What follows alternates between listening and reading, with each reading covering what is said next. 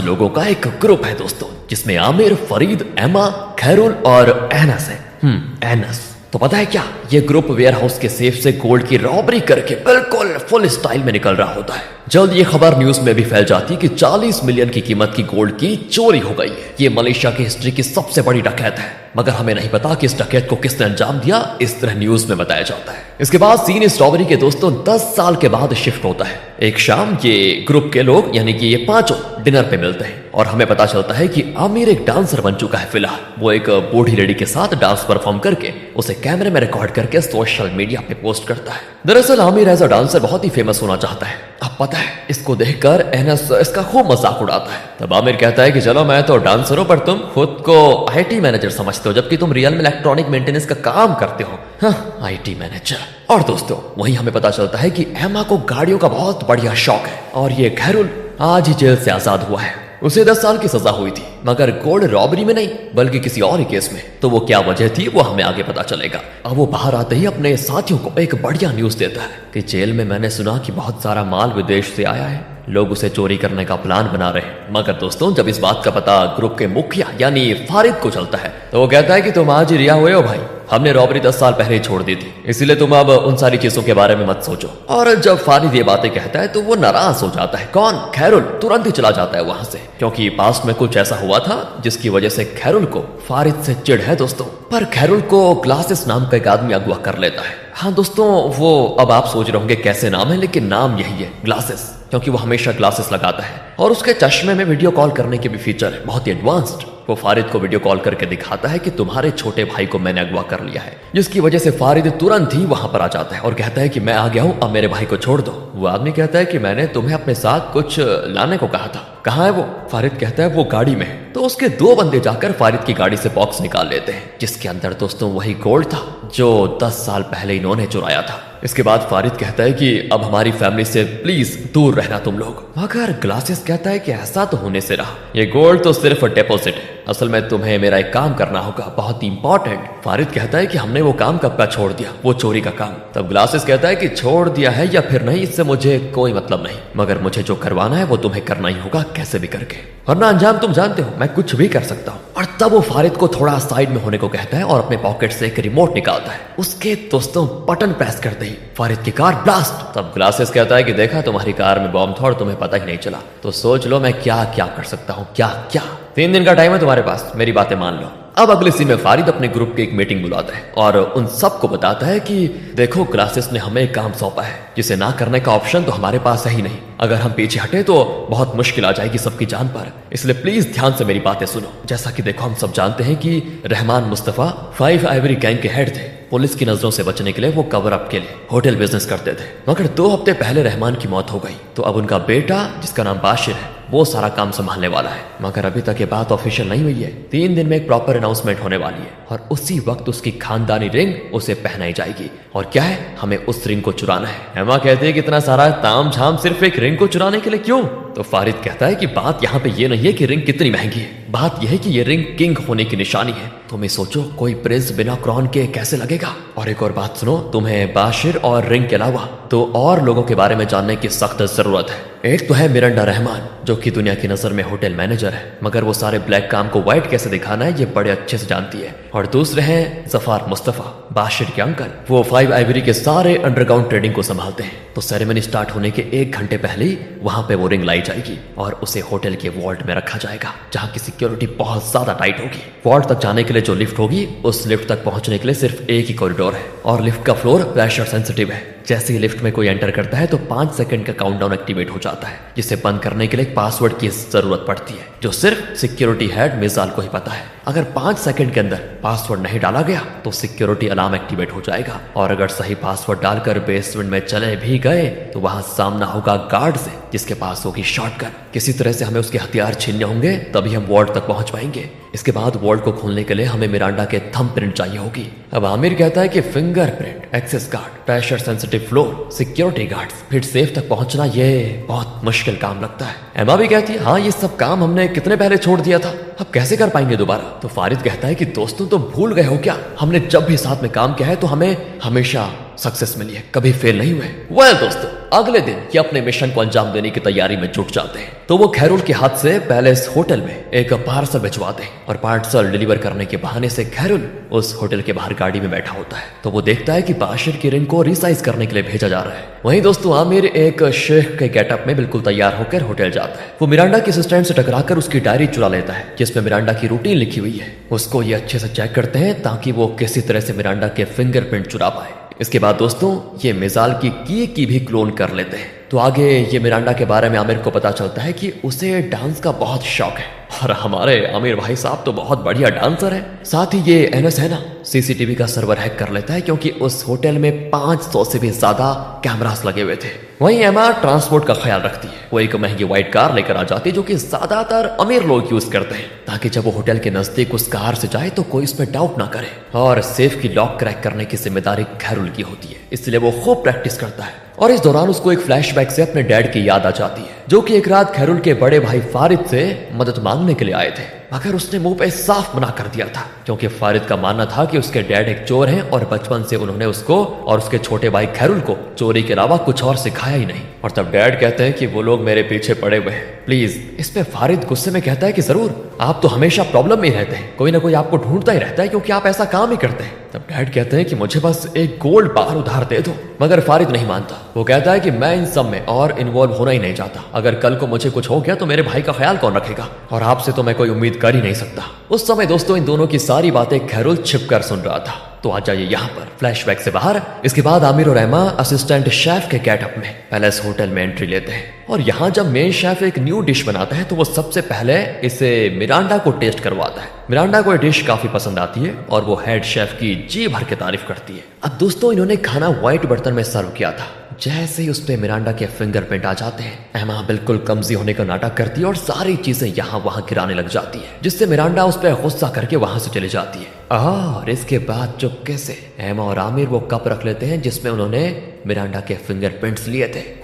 अब रात में फारिद के अड्डे पे ग्लासेस और उसके कुछ लोग आ जाते हैं ये देखने के लिए कि ये लोग अपना काम पे कर भी रहे हैं या फिर नहीं। साथ ही वो अपने ग्लासेस पे लगे हिडन कैमरा को ऑन करके कहता है कि मैं अपने क्लाइंट को बताना चाहूंगा कि ये टीम तो लाजवाब है, ये अपने काम में लगे हुए हैं, वाओ, आशा करते हैं कि सब सही हो जाएगा। इसके बाद दोस्तों ग्लासेस वहां से चला जाता है तो एनस भाई साहब अपनी बीवी बच्चों से कॉल पे बात करता है। दरअसल एनस शादीशुदा है दोस्तों। जब उसे ग्लासेस की धमकी के बारे में पता चला तो उसने अपनी बीवी बच्चों को दूसरे शहर में छिपा दिया था ताकि ग्लासेस उन्हें कोई नुकसान न पहुंचा पाए। अब दूसरी ओर एमा और खैरुल बात कर रहे होते हैं तो वहां पर फारिद आता है और एमा से कहता है कि आमिर तुम्हें बुला रहा है। इसके बाद फारिद खैरुल से बात करता है और 10 साल पहले जो हुआ था उसके लिए माफी मांगता है और अपने भाई को नाराजगी छोड़ने को कहता है। पर खैरुल का कहना होता है कि मैं तुमसे नाराज नहीं हूँ, मगर दिल में जो कड़वाहट है ना वो कभी खत्म नहीं होने वाली। उस रात डैड हमसे हेल्प मांगने के लिए आए थे और तुमने साफ मना कर दिया। उसके बाद मैं तो गया था उनकी मदद करने के लिए, मगर तुम तेज तरार हो। अगर तुमने हमारा साथ दिया होता तो उस रात वो अनहोनी कभी होती ही नहीं।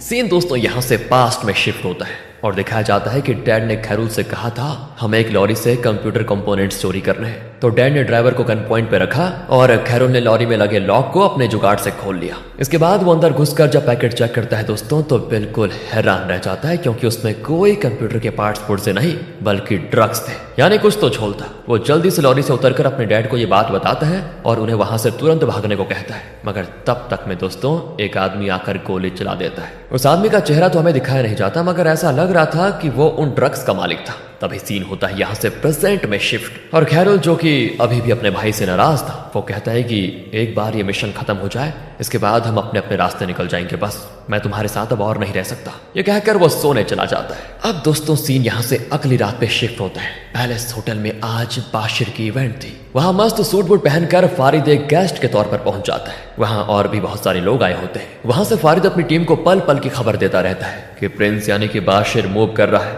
मिरांडा सिक्योरिटी गार्ड्स के साथ रिंग को रखने जा रही है और अब पार्टी शुरू होती है। दूसरी ओर खैरुल एक वेटर के टायर में होता है। वहीं एमा तो बला की खूबसूरत बनकर पार्टी में आ जाती है। वो इतनी अट्रैक्टिव लगती है कि कुछ बूढ़े लोग तो उस पे फिदा हो जाते हैं, अपनी नजर हटा ही नहीं पाते, जिसकी वजह से उनकी वाइफ उनकी पिटाई कर देती है। तो वो सीधे जाती है उस कॉरिडोर में जहां से लिफ्ट में जाने का बढ़िया वाला रास्ता है। वहां पे हाथों में हथियार लिए हुए 2 गार्ड्स तैनात होते हैं। तो देखो ये क्या करती है, उनके सामने जाकर वो फोन पे बात करने की एक्टिंग करती है और ऐसा दिखावा करती है कि उसके हस्बैंड के साथ लड़ाई हो गई है, एमा ने अपने हस्बैंड की चीटिंग पकड़ ली है, इस तरह वो दिखाती है। इसलिए वो उस पर खूब गुस्सा करती है अब ये देखकर गार्ड्स तो शांति रहते हैं कि चलो होने दो लड़ाई, पर थोड़ी देर के बाद वो ये भी कहते हैं कि मैम मैम ये रिस्ट्रिक्टेड एरिया है, यहाँ आप नहीं आ सकती। वहीं पीछे से खैरुल लिफ्ट में एंटर करने की कोशिश कर रहा होता है, तो जब तक वो लिफ्ट में एंटर नहीं कर जाता तब तक फिर एमा उन गार्ड्स को सिड्यूस करने में लगी होती है, ये कहकर कि देखो अभी मेरा ब्रेकअप हुआ है, तुम दोनों के लिए बहुत ही अच्छा ऑफर है, मैं खूबसूरत नहीं हूँ क्या? क्या लगता है तुम दोनों को?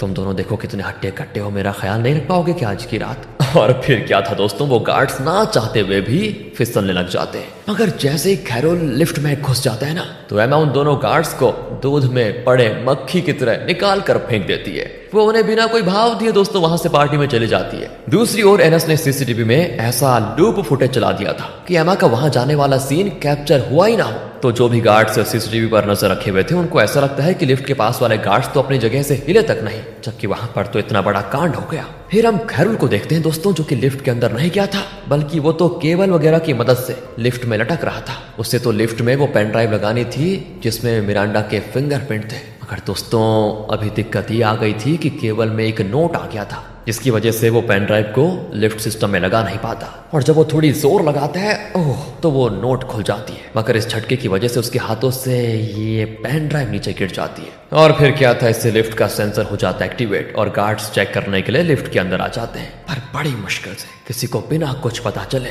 खैरुल खुद को छिपाए लेता है। तब जो गार्ड चेक करने के लिए आया हुआ था वो अपनी बाकी साथियों को इन्फॉर्म कर देता है कि लगता है सिस्टम में कोई ग्लिच आने की वजह से ही ये अलार्म एक्टिवेट हुआ है, टेंशन वाली कोई बात नहीं है। ओह जान बच गई। लेकिन खैरुल दोस्तों उस गार्ड को शॉक देकर बेहोश कर देता है और फिर आराम से लिफ्ट में मिरांडा के फिंगरप्रिंट लगाता है, मगर ये क्या दोस्तों, फिंगरप्रिंट गलत बता रहा है, क्यों? इससे सभी को हैरानी हो जाती है कि आखिर गलत फिंगरप्रिंट कैसे हो सकता है। और जब फारिद आमिर से पूछता है तो वो कहता है कि लगता है जरूर कोई गलती हुई होगी, वहां पे 2 कप थी और लगता है हमने गलत कप को उठा लिया शायद। खैरुल को बड़ा गुस्सा आता है कि एंड पॉइंट पे तुम ये कैसे कर सकते हो? नहीं, कोई भी रॉबरी गलत फिंगरप्रिंट की वजह से तो कैंसिल नहीं हो सकती, ये सब मामूली चीज है, पर अब सबसे जरूरी है अपनी जान बचाना। अगर हमें अपनी जान बचानी है तो किसी तरह अभी तुरंत ही मिरांडा के फिंगरप्रिंट्स लाने होंगे कैसे भी करके। इसलिए आमिर दोबारा पार्टी में चार्मिंग बनकर पहुंच जाता है। वो क्या करता है कि मिरांडा को डांस के लिए अप्रोच करता है और मिरांडा भी उसको मना नहीं कर पाती क्योंकि उसे बहुत बड़ा डांस का शौक है। और फिर डांस के दौरान वो चालाकी से उसकी फिंगरप्रिंट भी ले लेता है। दरअसल उसने अपने हाथ पर एक इनविजिबल लोशन लगा दिया था जिसपे मिरांडा के फिंगरप्रिंट्स आ गए थे। उसकी फोटो क्लिक करके एमा खैरुल को भेज देती है और तब उससे काम बन जाता है। इधर पार्टी में अब बाशिर की स्पीच का टाइम आ गया था। अब होगा ये कि जैसे ही स्पीच खत्म होने वाली होगी वैसे मिरांडा आ जाएगी रिंग लेने के लिए। उससे पहले दोस्तों अब खैरुल को सेफ के तीनों डायल को सही तरह से खोलना होगा, जो कि काफी टाइम टेकिंग काम है। तो तीसरी डायल अनलॉक होने से पहले ही मिरांडा रिंग लेने के लिए आ जाती है, जिसकी वजह से खैरुल को छिपना पड़ जाता है और वहां पर वो गार्ड बनकर ही छिपा होता है, जिसकी वजह से मिरांडा को उस पर शक नहीं होता। तो वो स्टेज पर आकर रिंग बॉक्स लेकर खड़ी हो जाती है और जैसे ही बाशिर की स्पीच खत्म होती है उसके अंकल उसको वो रिंग पहनाकर किंग बनाने वाले थे दोस्तों, मगर उससे पहले ही मिरांडा के मन में पता नहीं क्या आता है। वो एक बार रिंग बॉक्स खोलकर देख लेती है, उसमें से रिंग गायब थी। ये बात वो इशारों ही इशारों में अंकल को बता देती है, यानी कि मिरांडा के वहां पहुंचने से पहले खैरुल ने तीसरी डायल को क्रैक करके अच्छे से उसको खोल लिया था और वहां से चोरी करने में कामयाब भी हो गया था। तो अब अंकल क्या करते हैं ना कि बाशिर की स्पीच खत्म होने के बाद वो कहते हैं कि लेडीज एंड जेंटलमैन, इससे पहले कि हम बाशिर को रिंग पहनाएं क्यों ना थोड़ा डांस हो जाए, आइए। तो इस तरह वो बहाना करके अपने गेस्ट को डांस में लगा देता है। इधर बाशिर को भी रिंग गायब होने वाली बात पता चल जाती है, जिसकी वजह से वो बिल्कुल आग बबूला हो जाता है, मगर उसे गेस्ट्स के सामने तो शांत होने का दिखावा करना ही पड़ता है। तब अंकल उससे कहते हैं कि तुम लोग घबराओ मत बाशिर, मैं हूं ना, मैं किसी भी हाल में वो रिंग वापस लेकर आ जाऊंगा। तो वो तुरंत अपने गार्ड्स को इन्फॉर्म कर देता है कि फौरन चारों तरफ फैल जा। दूसरी ओर फारिद और एनस वहां से निकलने के लिए लिफ्ट लेने वाले थे, मगर दोस्तों पीछे से एक गार्ड आवाज लगा देता है तो फारिद वहीं पर रुक जाता है और एनस को वहां से जाने को कहता है कि तुम जाओ। पर लिफ्ट में उसकी फोन की नेटवर्क प्रॉब्लम आ जाती है, जिसकी वजह से उसने जो सीसीटीवी को लूप पर लगा के रखा हुआ था ना, उसका कनेक्शन ब्रेक हो जाता है और रियल टाइम फुटेजेस सीसीटीवी में चलने लग जाती है, जिसकी वजह से इनको देख लिया जाता है। तो फारिद को बहुत सारे गार्ड से फाइट करनी पड़ती है और जब चारों तरफ से उसको गार्ड्स घेर लेते हैं तब बीच में उसका छोटा भाई खैरुल आ जाता है, जो अभी तक गार्ड्स के ड्रेस में था, इसीलिए उस पर किसी को शक नहीं हुआ था। अब वो और फारिद मिलकर फाइट करते हैं जबरदस्त। उधर पार्किंग एरिया में एनस के पीछे दोस्तों 2 लोग पड़ जाते हैं, तभी उसे एमा अपनी गाड़ी में घुसाकर वहां से भाग जाती है और इनके साथ आमिर भी था। इधर फारिद और खैरुल भी होटल से भागने में कामयाब हो जाते हैं, मगर खैरुल यहाँ पे खेल खेल जाता है। वो फारिद से लड़ झगड़ कर अकेले ही रिंग लेकर क्लासेस के पास पहुंच जाता है। इसके बाद स्टोरी पास्ट में शिफ्ट होती है और हमें पता चलता है कि उस आदमी ने जब गोली चलाई थी तो वो गोली सीधा खैरुल के डैड के पेट में लग गई थी। ये दोनों तो जंगल में भाग गए थे, मगर जिसने गोली चलाई थी उसे पुलिस ने अरेस्ट कर लिया था। फिर वो जंगल में खैरुल और उसके डैड की तलाश में भी आए थे, तो डैड ने खुद को बलिदान देने का फैसला किया। उन्होंने खैरुल को खुद से दूर धकेल दिया और आवाज करके पुलिस को अपने पास बुला लिया। और फिर ये हादसा होने की वजह से खैरुल में इतनी हिम्मत नहीं बची थी कि वो दोबारा अपने डैड की मदद कर पाता। उस वक्त उसे अपने भाई पर बहुत गुस्सा आता है कि अगर वो साथ आया होता तो ये सब नहीं होता। यहाँ से सीन आता है प्रेजेंट में। फारिद अपनी टीम के पास जाकर सारी बात बता देता है। अब दूसरी ओर जब खैरुल ग्लासेस के गाड़ी में जाकर बैठता है तो वो खैरुल के सर पे काला कपड़ा डालकर उसे अपने अड्डे पे लेकर जाता है, जहां खैरुल बाशिर के अंकल को देखकर दोस्तों हो जाता है हैरान। और यहाँ पर यह बात भी क्लियर हो जाती है कि ग्लासेस का क्लाइंट कोई और नहीं बल्कि बाशिर के अंकल जाफर थे। उन्होंने रिंग गायब करवाई थी क्योंकि वो नहीं चाहते थे कि उनके बड़े भाई के बाद उनका बेटा मालिक बने। जाफर खुद 5 आइवरी गैंग का लीडर बनना चाहता था, इसके लिए ही उसने पास्ट में भी बाशिर को फंसाने की कोशिश की थी। वैसे दरअसल दोस्तों 10 साल पहले जिस आदमी ने खैरुल के डैड पे गोली चलाई थी वो कोई और नहीं बल्कि बाशिर ही था। वो ड्रग्स बाशिर की थी। उसे लगा कि खैरुल और उसके डैड उसका माल चुराने के लिए आए हुए हैं, इसीलिए उसने गोली चलाई थी। वो तो पर्सनली इन दोनों को जानता तक नहीं था, मगर जाफर ने ही खैरुल के डैड को झूठी खबर दिलवाई थी कि लॉरी में कंप्यूटर कंपोनेंट्स है, जिसे चोरी करने के लालच में खैरुल के डैड चले गए। और अब जाफर खैरुल को सारी बात भी बता देता है और कहता है कि तुम्हें पता चल गया होगा कि तुम्हारे डैड की मौत के पीछे तुम्हारे भाई का नहीं बल्कि मैं कसूरवार था,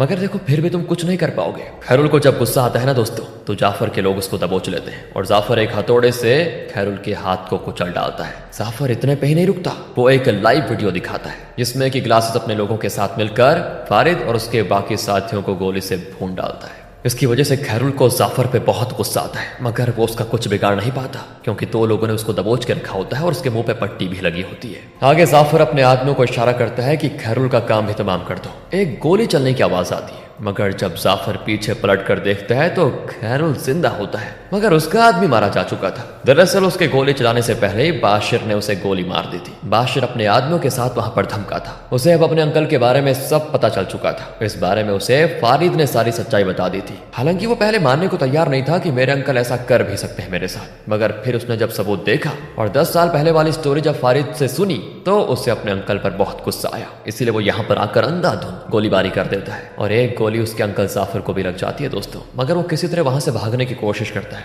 पर खैरुल उसको पकड़ लेता है और शूट करके उसको मार कर अपने डैड की मौत का बदला लेना चाहता है, मगर वो खून करने की हिम्मत जुटा नहीं पाता। वो चुपके से गोली निकालकर उसे शूट कर देता है, जिससे जाफर मरता तो नहीं मगर उसकी जान हलक में जरूर आ जाती है डर के मारे। तब वहां पर फारिद आ जाता है। जी हाँ दोस्तों, वो अभी भी जिंदा है। जाफर पूछता है ये कैसे हो गया। तब एक फ्लैशबैक से हमें पता चलता है कि फारिद ने अपने एक पुराने साथी से हाथ मिला लिया था जिसने ग्लासेस और उसके लोगों को मार दिया था, और फिर उनका चश्मा पहनकर नकली शूटिंग करके फारिद और उसके साथियों को मारने की वीडियो दिखाई। तभी वहां पर बाशिर आता है और फारिद उसके हवाले उसके रिंग करके अपने साथियों के साथ चला जाता है, जिसके बाद तो बाशिर जाफर को मार देता है। इस तरह दोस्तों वो जाफर को धोखा देने की सजा दे देता है। दूसरी ओर फारिद खैरुल को एक बात भी बताता है कि मैं भी डैड से बहुत प्यार करता था, हालांकि मैं उन्हें पसंद नहीं करता था, इसीलिए गलत कामों में उनका साथ नहीं देना चाहता था। पर जिस रात वो मुझसे मदद मांगने को आए उस रात उन्हें मना करने के बाद मुझे बहुत ही गिल्टी फील हुआ था, इसीलिए अगली रात मैं भी उस जगह पे गया था जहां तुम लोग गए थे। बात बस इतनी सी थी कि मैं जरा लेट हो गया। इससे पहले कि मैं डैड की मदद कर पाता उनकी मौत हो चुकी थी और पुलिस वाले उनकी लाश को अपने साथ लेकर जा रहे थे। फिर मैंने तुम्हारी मदद करने की कोशिश की, मगर तुम तक भी पुलिस पहुंच चुकी थी उस समय, जिसकी वजह से फिर मैं तुम्हें बचा नहीं पाया, और इसी बात का अफसोस मुझे आज भी है। इसीलिए मैं 10 सालों तक तुमसे मिलने के लिए जेल में नहीं आ पाया, क्योंकि मैं बहुत ही शर्मिंदा था कि अगर मैं कुछ देर पहले पहुंच गया होता उस दिन तो आज मेरे डैड भी जिंदा होते और मेरे भाई को 10 साल की सजा भी नहीं हुई होती। तुम्हें बेवजह ड्रग के केस में सजा हुई थी। ये सब सुनकर खैरुल अपने सारे गिले शिकवे दूर कर देता है। तब फारिद का पुराना साथी आता है जिसने ग्लासेस को हटाने में मदद किया था। वो इन दोनों भाइयों का मिलाप देखकर बड़ा खुश होता है। साथ ही वो फारिद के हवाले गोल्ड वाली बॉक्स कर देता है दोस्तों।